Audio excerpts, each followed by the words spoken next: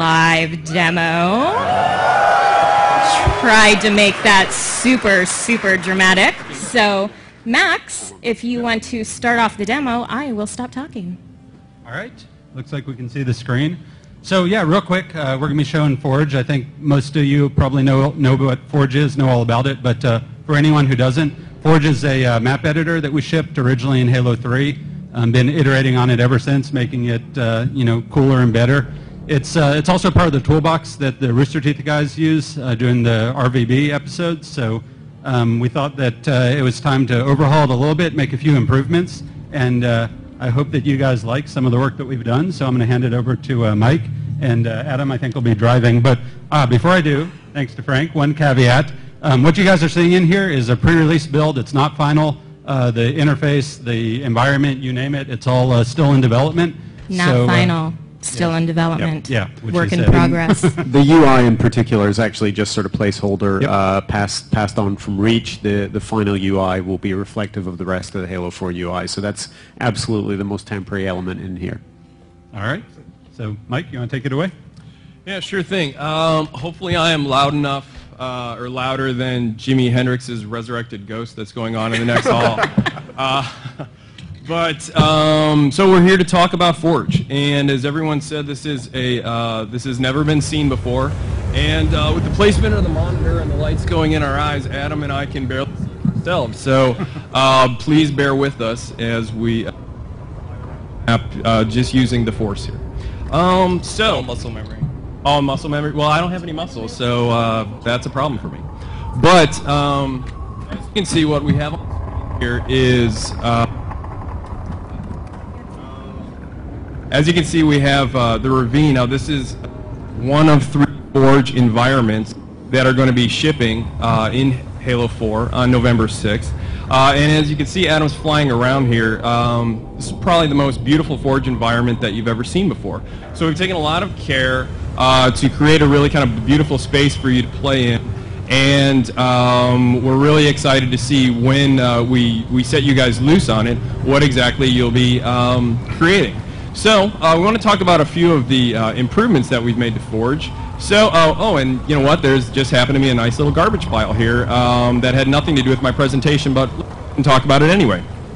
Okay, so in the past, if you had, for example, like a spawn point or something on top of another object, it was a little bit of a pain to grab. But as you can see, as Adam is kind of rolling over the different things in this pile of garbage, you see the name palette, create small, respawn point.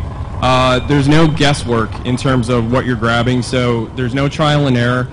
You'll be able to grab exactly what you want, because when you do and you put the crosshairs over it, the name will highlight and you will know exactly what you're picking up. So that's one of the improvements we've put in Forge for Halo 4. So if you have something, so this bunker round, for example, which you see the name down there because we got the nice highlights, and you're placing it, and you're taking a lot of time and loving care to put it exactly where you want it. One thing that used to be a drag was you could easily kind of accidentally bump the controller and move it out of the position, and all that time and loving care that you put into it is now down the drain. But if you have it where you like it, like Adam does here, we've given you the to lock it. So, that's right.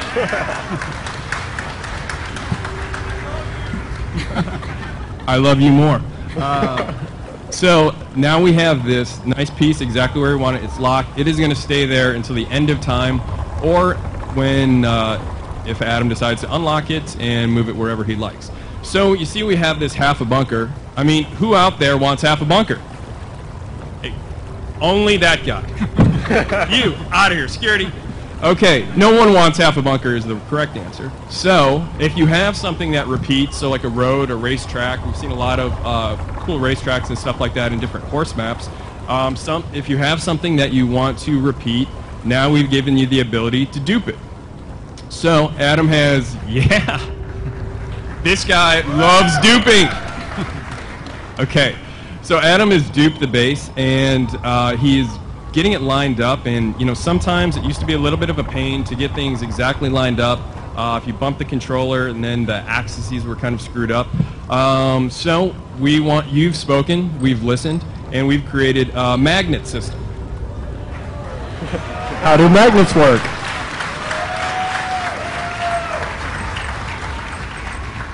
Magnets in 2012. Everyone can vote for that.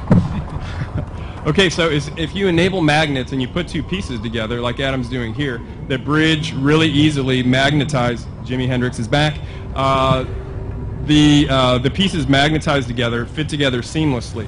So if you're going to build something like a bridge here, you can build it. This used to take, I think we timed it, and I think it was 9 years to build a bridge. Now it's taking under 9 seconds. So that's a huge improvement. So if you're building something, a racetrack, a bridge, a wall, something that repeats, you just can keep duping and magnetizing and build what you wanted to build in a fraction of the time. So less focus on actually the mechanics of building, more on the actual creativity. So we built a couple things. We're liking it. And now let's talk about how it looks. So if you take a look at the both half of base round, bunker round that we've slapped together here, take a look at the lighting. This thing looks like it is high noon. This also is a kick-ass Halo map. Ooh, Halo joke. Nice. It looks bright. I mean, it's practically glowing. So if you're in a low lighting kind of situation and you would have something that looks like it's on the center of the sun, it kind of sticks out like a sore thumb. But if we go into player mode now, boom, dynamic lighting. Okay, so, yeah, give it up for dynamic lighting.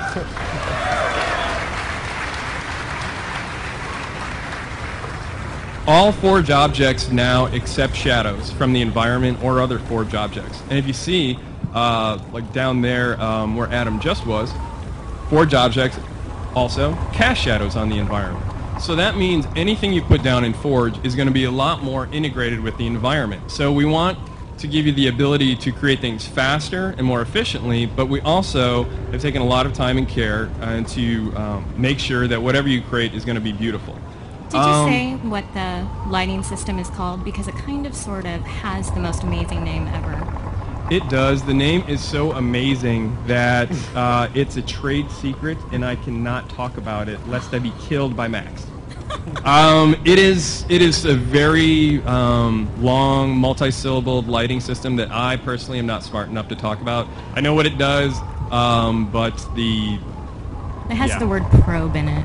We'll just leave it at that. Yeah, let's just stay away from probe talk here. But it's really cool, and as you can see, it looks great.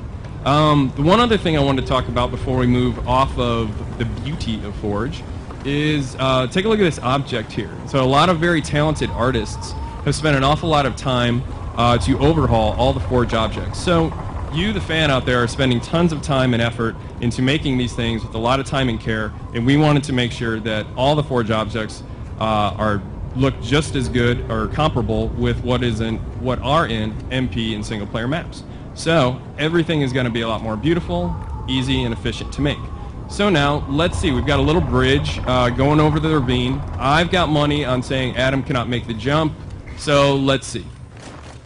You can do it. You can do it. So close. Oh my god.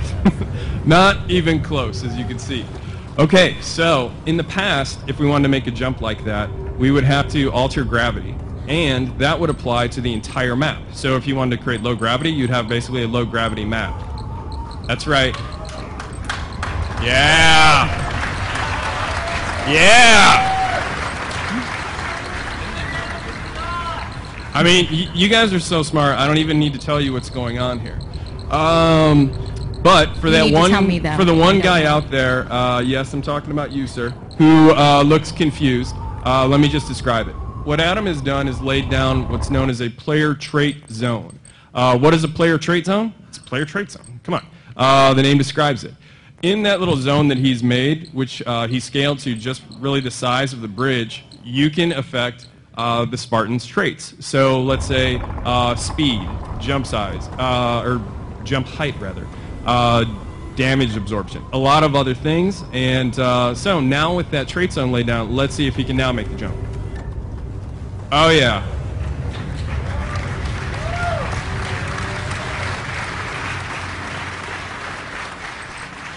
Max, you were supposed to tell me that I should have bet on that jump. Well, you were betting against me. Oh, that's right, that's right. Well, you pay me, so. Anyway, it all comes from him. Anyway, so we easily made that jump with the player trait zones, and we're really fired up because we think, in addition to a lot of the other improvements, we're really fired up to see what you, the fans, are going to create with these new player trait zones. Okay, so we're going across the other side now, and oh, okay. We made it easily, but unfortunately we did not stick the landing in Mary Lou Retton or Carrie Strug's fashion, depending on how old you are.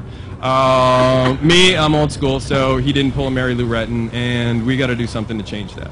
Okay, so we can easily lay down another player trait zone, and in that zone we can do something like either overshield when he gets in there or damage resistance, and alter how much damage he can take.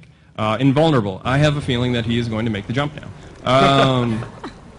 I know, it's like ESP. So, let's see. Max, double my salary if he makes it. Okay, good, done. Nice, okay.